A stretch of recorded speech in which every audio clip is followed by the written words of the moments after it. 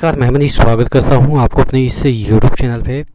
दोस्तों, एक वैकेंसी है जो कि आपके लिए नहीं है लेकिन आपको समझने वाली चीज़ है। जो इंडियन रेलवे में काम कर रहे हैं, किसी भी तरीके से काम कर रहे हैं, आरआरसी के थ्रू, आरआरबी के थ्रू, डीएफसीसीआईएल के थ्रू या किसी रेल निगम के थ्रू, जितने भी रेलवे से रिलेटेड स्टाफ हैं उनके लिए है। और उनको एक प्रकार से एक ऑप्शन दिया गया है। जो चीज़ें है वो तमाम चीज़ें मैं समझाऊंगा।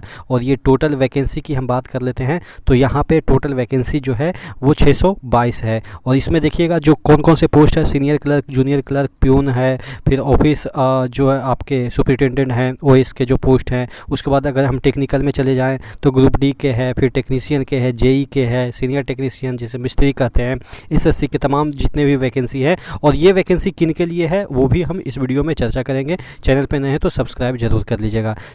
आज हम बात करने वाले हैं आरपीएफ और आरपीएसएफ के बेस्ट बुक के बारे में, जो कि चच्चू प्रकाशन की तरफ से निकली हुई है। इस ईयर के क्वेश्चन प्लस लेटेस्ट पैटर्न पे मॉक टेस्ट आपको मिल जाते हैं। यहाँ पे देखिए 2500 प्लस बहुकल्पीय प्रश्न यानी कि एमसीक्यू मिल जाते हैं विथ व्याख्या। सॉल्व पेपर जो है प्रीवियस ईयर का वो मिल जाता है और 20 प्रैक्टिस सेट वो मिल जाता है। 5 आपको 19 में जो पूछे गए हैं सॉल्व पेपर वो दे रखे हैं। उसके बाद 2015 के हैं, 2014 के, 2013 के। उसके बाद आपको प्रैक्टिस सेट आपको यहाँ पे 20 मिल जाते हैं। आपको इसके आंसर भी विथ डिटेल सोल्यूशन यहाँ पे देखिए उत्तरमाला, और उसके बाद यहाँ पे आपको डिटेल सोल्यूशन मिल जाता है। कॉम्बो पैक के तहत चच्चू प्रकाशन के रेलवे के रीजनिंग भी चैप्टर वाइज आते हैं और आपके मैथ्स भी रेलवे के आते हैं चैप्टर वाइज, और जीके भी आते हैं। तो इसको भी आप खरीद सकते हैं, नीचे डिस्क्रिप्शन बॉक्स में लिंक दिया हुआ है। तो यहाँ पे देखिएगा ये सोलापुर जो महाराष्ट्र के मध्य रेलवे में आती है, वहाँ से ये वैकेंसी निकली है। और ये आपके जो है वो वैगन के लिए, यहाँ पे देखिएगा वर्कशॉप वैगन रिपेयर के लिए वैकेंसी निकली है। Wagon repair workshop calling fresh option of for filling of vacant post eight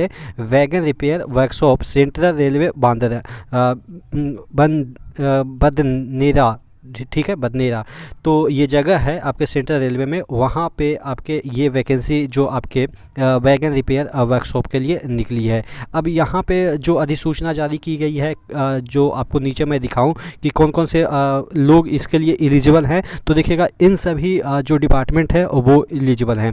यहाँ पे सब डिपार्टमेंट का नाम दे रखा है। अब डिपार्टमेंट में हम देख लेते हैं तो कौन कौन से डिपार्टमेंट आते हैं।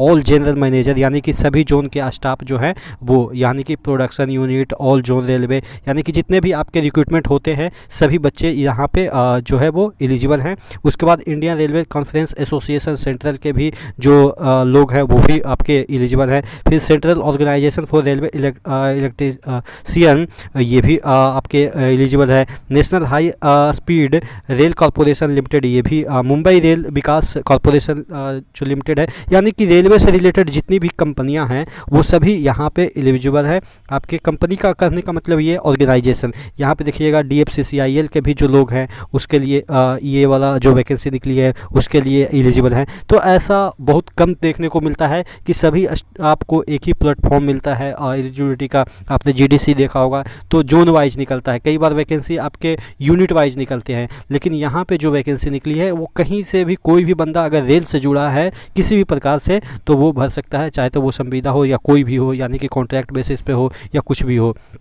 हालांकि कॉन्ट्रैक्ट बेसिस पे स्टाफ की जो वो रिक्रूटमेंट होती है वो बहुत कम ही होती है, वो एक लिमिटेड टाइम के लिए होती है। आप देख सकते हैं कहाँ कहाँ से लोग इसके लिए अप्लाई कर सकते हैं। Rail Vikas Nigam limited, Indian railway finance corporation के भी लोग इसमें एलिजिबल हैं। उसके बाद rail India technical and electronic services, ये सब जो सर्विसेज होते हैं छोटी छोटी, आप कह सकते हैं कि ब्रांचेज है रेलवे के जो कि रेलवे को चलाने में सपोर्ट करती है। तो ये सब के जो भी बंदे हैं वो एलिजिबल हैं। अब बात कर लेते हैं कि यहाँ पे क्या सिलेक्शन के लिए इसका एग्ज़ाम होंगे। तो इसके एग्ज़ाम नहीं होंगे, डायरेक्ट आप फॉर्म भरेंगे और उसके बाद वो आपका सेलेक्ट कर लेंगे कि आप एलिजिबल है कि नहीं। तो बहुत सारे बच्चे कहेंगे कि क्या ज़िंदगी भर इसी में फिर मतलब कि अपना जो एरिया है उसको छोड़ के यहीं पे काम करना पड़ेगा। तो नहीं, यहाँ पे जो चीज़ें बताई गई है कि ये वाला जो अप्लीकेंट हैं वो तभी तक काम करेंगे जब तक इनका काम पूरा नहीं हो जाता है। ये जो वर्कशॉप का काम, जो रिपेयर का काम, एक प्रोजेक्ट होगा उसका काम जब तक पूरा हो जाएगा 4 साल, 5 साल, 6 साल, तो कहेंगे कि कि सर हम नए तरीके से जाएंगे तो फिर से हमारा जो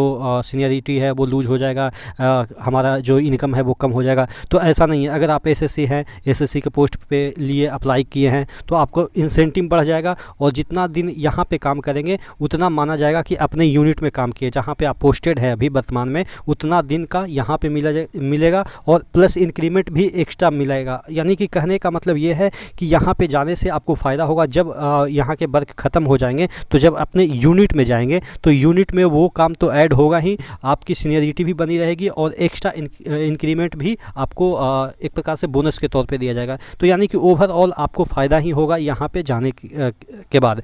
तो आप अपने जो ब्रांच है, जैसे टेक्नीशियन अगर आप हैं तो आप भी इसके लिए भर सकते हैं। आप टेक 2 में हैं तो वो भी भर सकते हैं। हेल्पर में है यानी कि ग्रुप डी का स्टाफ है तो ऊपर भी भर सकते हैं। ओएस हैं तो वो आप अप्लाई कर सकते हैं। अप्लाई करने का जो यहाँ पे देखिए डेट है वो आप 29/2/2024 तक अप्लाई कर सकते हैं। और उसके बाद यहाँ पे देखिएगा जो चीज़ें दे रखी है कि कैसे आपको अप्लाई करना है। इस तरीके से application come option from joining wagon repair workshop Badnera है, सॉरी।